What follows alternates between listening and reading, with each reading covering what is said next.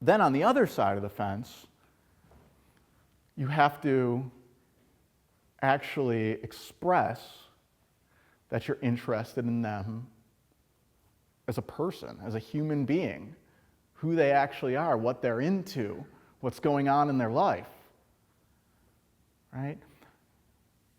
I've had plenty of encounters with women where there was just that sexual tension, where there was just a fire. And sometimes it's, just a quick exchange. Sometimes it's making out. Sometimes it's even more than that.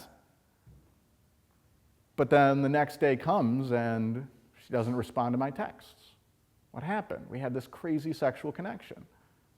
She kind of had a chance to think about it. She had a chance to, back away from it and realize, well, there wasn't really anything else there other than just this kind of quick, sexy thing. And oftentimes that's not going to be enough to make a person say, I really want to see that person again. Sometimes it will. I mean, there's plenty of women out there who are looking for a crazy, hot, romantic time for that night or for, a couple weeks after. But unless you actually develop a more personal connection on, a deeper, who are you? What are you about? What are you into? Really trying to get to know them, really trying to understand them, then there's a good chance that it's not going to go anywhere. So once again, that's where everything I talked about last year comes into play, or 2 years ago now, is are you, once again, listening? Are you giving them space to open up and express themselves, who they are, without trying to make something happen or trying to do something? Are you genuinely curious? It's, once again, starts and ends with the feeling. Are you really curious about who is this person? What do they do? What are they about? Letting them feel that. Asking them deeper questions. Being vulnerable. Sharing yourself.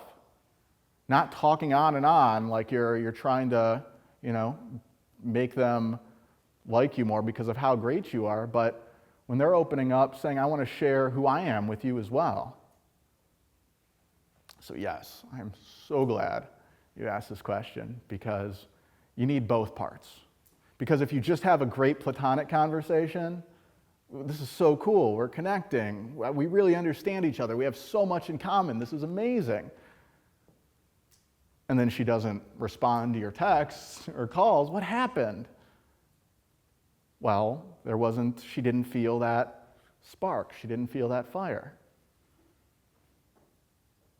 But if all she feels is that fire, if all she feels is that crazy, there's an equally good chance that it's not going to go anywhere. So that's why you need to develop both. That's why you need to practice both of them. Thank you. Great question. Nick, you said you wanted to add one more thing, but can you take one more quick question? How much time do I have? 10 minutes? Cool. Yeah, let's do it. Sure. So how many times did you and your partner have to practice to make that minimally awkward? We didn't at all. I basically said, okay, you have to pretend that we're attracted to each other for up here. And we exchanged a couple glances and everything. But so that was like the first time. Yeah. We're usually just kind of buddy-buddy and platonic. So cool. One more quick question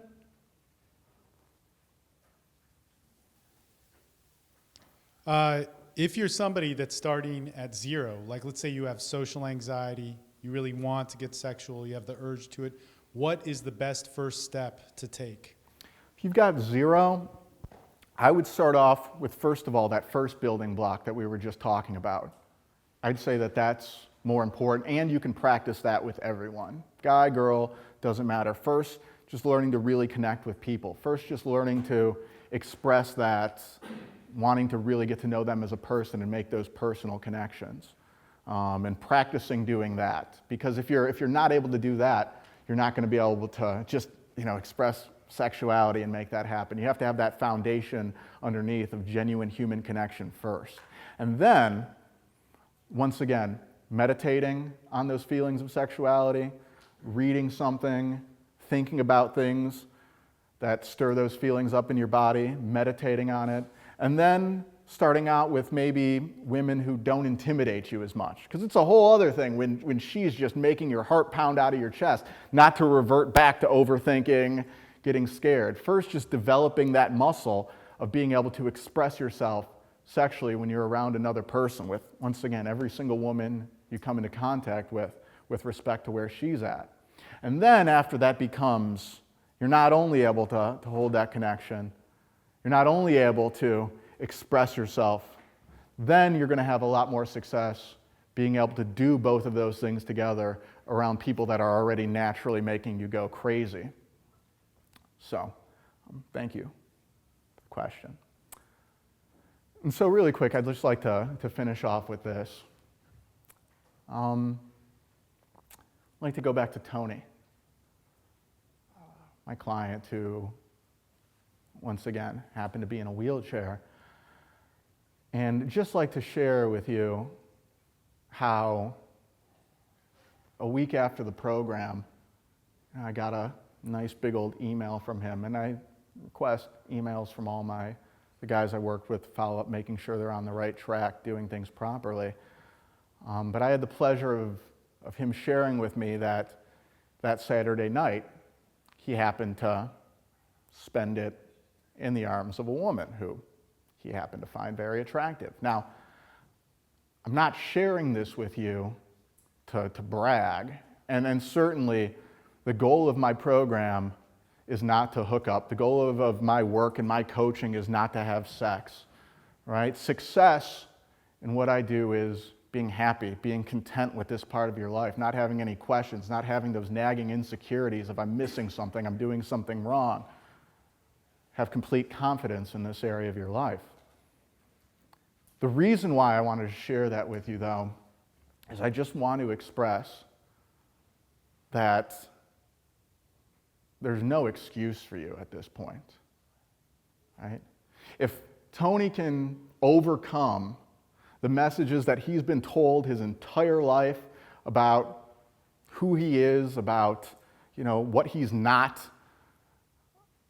if he can overcome that, if he can push himself, if he can pick himself back up and say, no, I can do this, you really don't have any excuse whatsoever. Maybe you had an excuse back when the information was crappy, back when you were only getting the messages from the movies and Maxim.